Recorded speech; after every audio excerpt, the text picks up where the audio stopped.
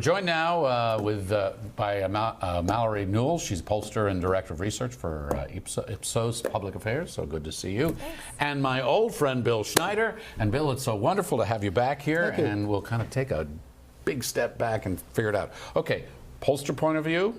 What do you see? How close? What does it say? Well, I think the overall story of Democrats taking the House and Republicans taking the Senate isn't necessarily surprising.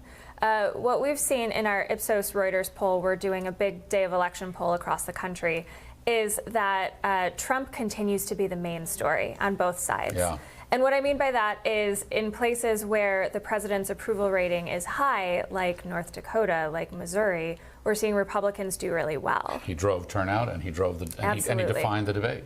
Yes, and even when you look at the main issue, healthcare and immigration, in our polling tonight, we're seeing that those are really sort of equal. So what that tells me is that the president did a good job in terms of turning out his base. So Bill, you know, we like to say that there's a message from the voters, right? That the voters have spoken, as if there's some kind of clear voice or conclusion. Is there? It was all about Donald Trump, and the voters are divided about Donald Trump. There are lots of people who hate him, and there are a number of people who really like him, and that's the division in the country. We saw that appear in state after state.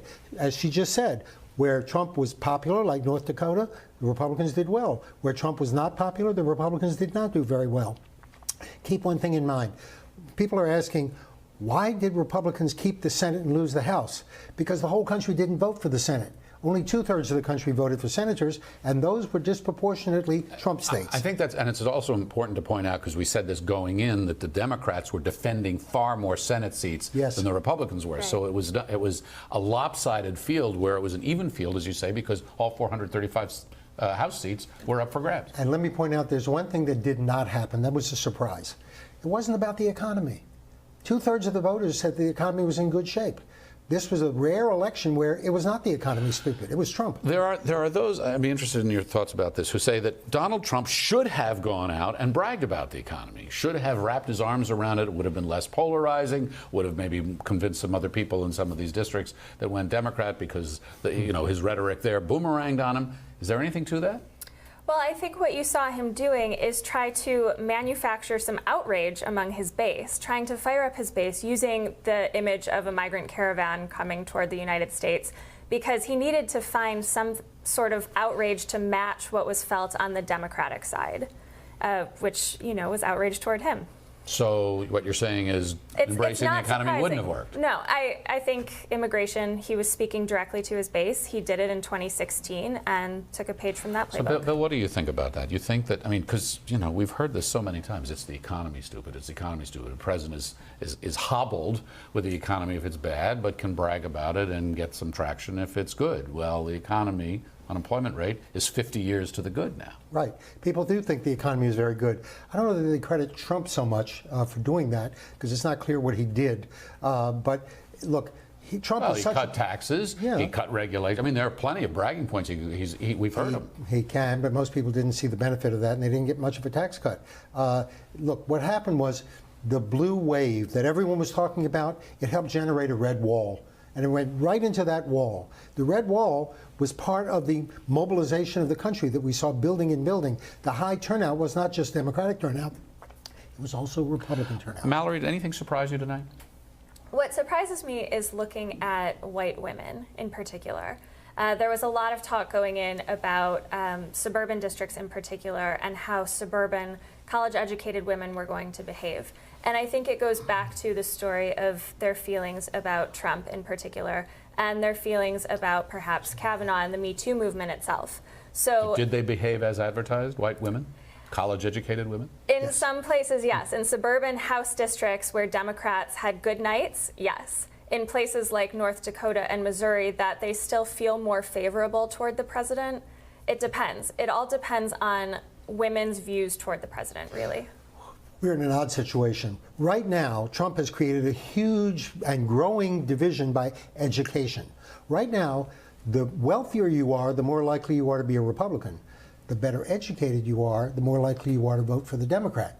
What do well-educated and wealthy people do? They're torn. They're cross-pressured. If they vote their economic interests, they're going to vote Republican. If they vote their cultural values, they're going to vote Democratic. And I that think education that's what we saw in the difference, House. yes, and that division by education has gotten immense under Donald Trump. And what can we see? Can we conclude anything yet from the turnout of?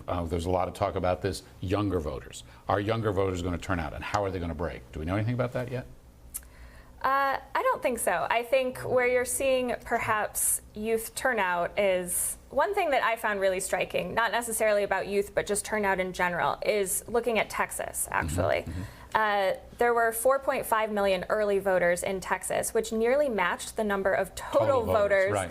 in 2014. And you have, in that case, a Senate race that was perhaps a lot closer than most people thought it could or should have been. So does that make it, even though they lost, a good night for the Democrats because they were more competitive in places where they haven't been in the past? In some places, yes. And Democrats did very well in state elections, too. They picked up a number of governorships, and that's important. Those governors are usually in office, almost all of them, for 4 years. They will be there to sign the redistricting legislation after the 2020 census, and that'll do the Democrats a lot of good. And what difference will that make in those states in 2022 when we've got a redistricted?